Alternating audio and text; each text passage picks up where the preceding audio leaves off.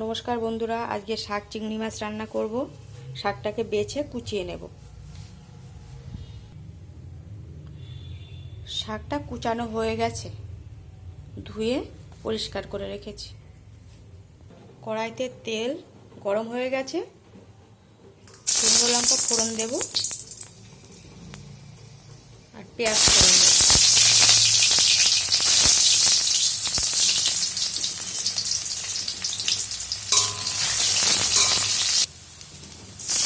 এবার চিংড়ি মাছগুলো দিয়ে দেবো।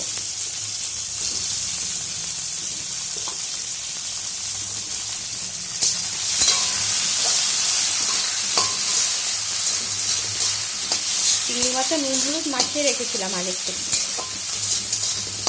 ভালো করে ভাজবো,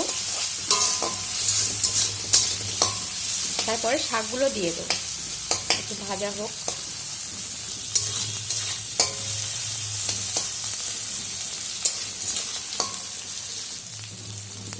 ভাজা হয়ে গেছে, শাকগুলো আবার আস্তে আস্তে দিয়ে দেবো।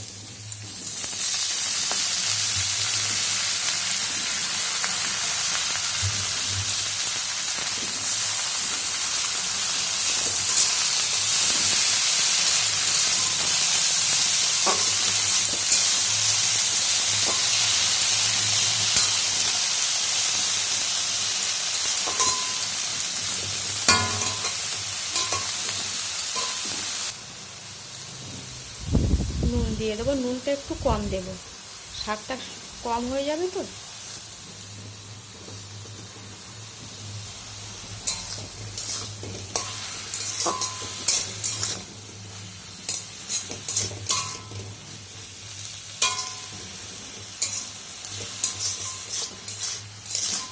হালকা হালকা জল বেরোচ্ছে, দেখো।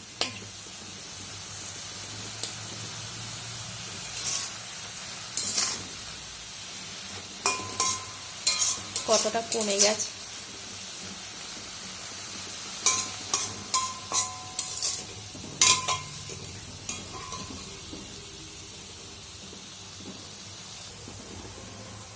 ঢাকা দিয়ে দেব, আস্তে আস্তে সিদ্ধটা হয়ে যাবে।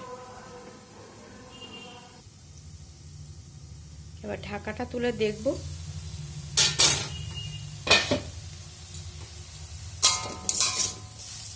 জলটা শুকিয়ে গেছে।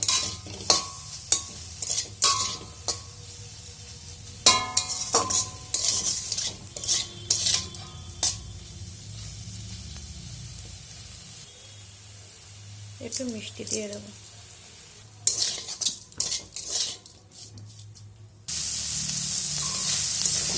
শাক ভাজা হয়ে গেছে,